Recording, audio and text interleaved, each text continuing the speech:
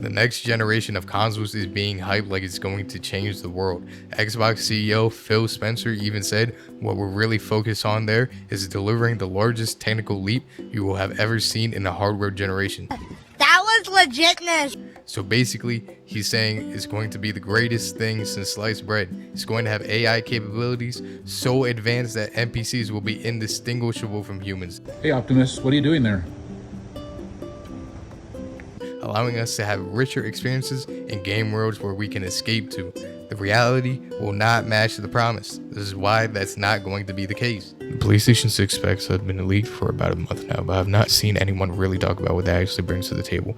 The truth is, this is going to be the smallest generational leap we've ever seen. The rumors say the PS6 will have 8 Zen 6 CPU cores and 52 RDNA 5 GPU compute units clocked around 3 GHz. It sounds like a big leap from the PS5 8 Zen 2 cores and its 36 RDNA 2 compute units, right? Let me break it down and explain what that actually means. First off, RDNA 5 is not going to be revolutionary. It's only speculated to have a 10% IPC improvement over RDNA 4. My speculation is that RDNA 5 is just a bigger die that was originally planned for RDNA 4, but it wasn't ready in time. They had done this before with RDNA 1 and RDNA 2. They originally had a 5900 XT, but they held it back and it then became the 6800 XT for the RDNA 2. Allegedly, there were problems with the power delivery, and RDNA 2 was co-developed with Samsung and the console makers to make it more power efficient. So I would not be surprised if the same thing is happening with RDNA 4 and RDNA 5. This is not a completely new architecture, it is a refinement, an incremental improvement, nothing more. Now let's talk about the compute units. The PS6 has 48. That is the same as the 9070 GRE. Meanwhile, the PS5 Pro already has 60 RDNA 3.5 compute units clocked at 2.35 GHz and real-world performance that roughly matches the Radeon 6800 non-XT, which is already 1.5 generations behind, and that is barely above the standard PS5, which matches the 6700 non-XT. So in raw compute, the PS6 will not blow away its predecessor. At most, we're looking at a theoretical improvement of 200% over the base PS5. Now that sounds impressive until you remember the PS4 to PS5 jump was around 500%. PS3 to PS4 also over 500%. By comparison, this seems more like what the PS5 Pro should have been. Now, the big thing everyone keeps bringing up, an excuse for small gains and rasterization, AI NPCs. Supposedly, they're going to make games feel truly next gen. To be fair, NPCs have been getting worse, not better, for a long time. From Oblivion's Radiant AI to Starfield to Avowed, the promise of smarter, more dynamic characters rarely delivers. This is only going to get worse with AI. Why? Because when NPC dialogue is handled by AI, artists lose control. NPCs will not be finely tuned to fit the world. You have to implement roadblocks so the AI does not say outlandish things. That results in generic interactions, moments where you think, who even talks like this? People talk about AI NPCs like it's brand new. Hey, it's been too long, man. How are you doing? You look great. Hi, how are you? Oh god, it's been such a long time. Okay, Ed, you know what? I think you should leave. But back in 2005, Facade pioneered conversational AI in a procedural story. The reality is Facade is almost entirely handwritten, not AI generated the way people think today. Developers wrote thousands of dialogue snippets, and they tagged those snippets with emotional states, context, and story triggers. To be fair, the game did use natural language processing and interpreted what you typed, and then picked the right line from its database. The system handled interruptions, tones, and delivery. That made the conversations feel fluid, but every word was still authored by the devs. What made Facade work is that it tricked you into thinking the characters were alive, even though every word was handcrafted. That's the key.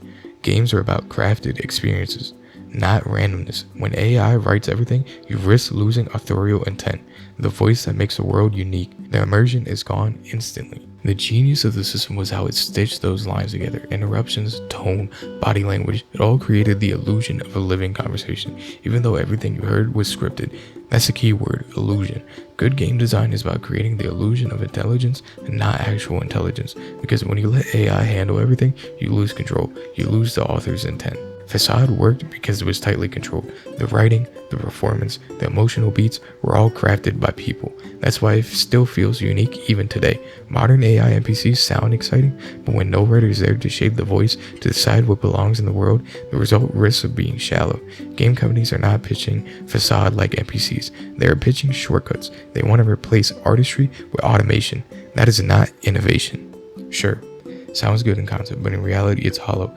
If no writer is shaping the voice of the character, then they just become another chatbot. Even worse, because devs will roadblock them to heavily prevent immersion breaking.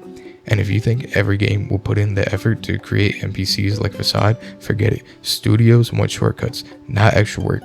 Do I believe revolutionary NPCs will appear in next gen? Yes, but it will not be in every AAA game. And honestly, who is even going to talk in their game for real? Like, Hey Nova, it's good to see you. I haven't been trying to avoid you, just been super busy. are you going to talk to a video game on the train ride to work? Probably not. And if you do, fine. But the majority of players will not. AI here is not revolutionary. It's just a convenience for the developers. Now, graphically, it is claimed rasterization will triple. No, 2 times is more realistic. Ray tracing? Sure, but that's not what makes or breaks a next-gen experience. The bigger issue is engine homogenization. Most new games are built in Unreal Engine 5. School teach it, and devs already know it. The only real exception are Frostbite and CryEngine, and the only recent games that I think that use them are Kingdom Come Deliverance 2 and Battlefield 6. So almost everything else looks and feels exactly the same. Delta Force and Final Fantasy VII Remake, complete opposites, but they look like they could share a series. Lighting, effects, shading, all the same because of Unreal's tools. Creative direction is restricted. When everything is ray traced, there's only one way light reacts realistically. To think about it, if every AAA game is built in Unreal Engine 5, optimized for similar hardware, using the same lighting and ray tracing techniques, then a new console will not feel revolutionary. Creative risks are limited. Unique art direction is harder to justify. Storytelling innovations are harder to justify because the baseline tools are the same everywhere.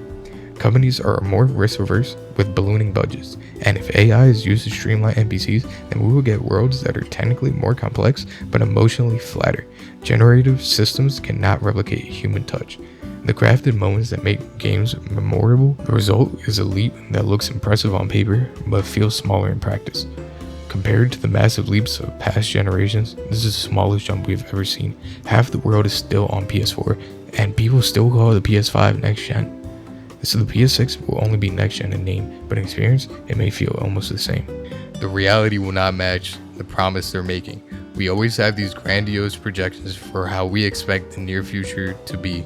The largest technical leap, you look all around us, you see Sam Altman saying GPT-5 is going to be AGI, and it's literally going to be the movie Her, where you can fuck your robot. These projections with tech that seem like it's moving so fast, I'm trying to frame it in reality. This is why that's not going to be the case. Maybe things aren't moving as fast as we think they are. These projections stem from ulterior motives in order to deceive you and pump shareholder value. Please welcome head of Xbox Game Studios, Matt Moody. Microsoft holds a significant stake in OpenAI, so there's a strong incentive to say AI will transform gaming. Furthermore, the great leaps that we're going to make and the large promises being presented are not going to be fulfilled.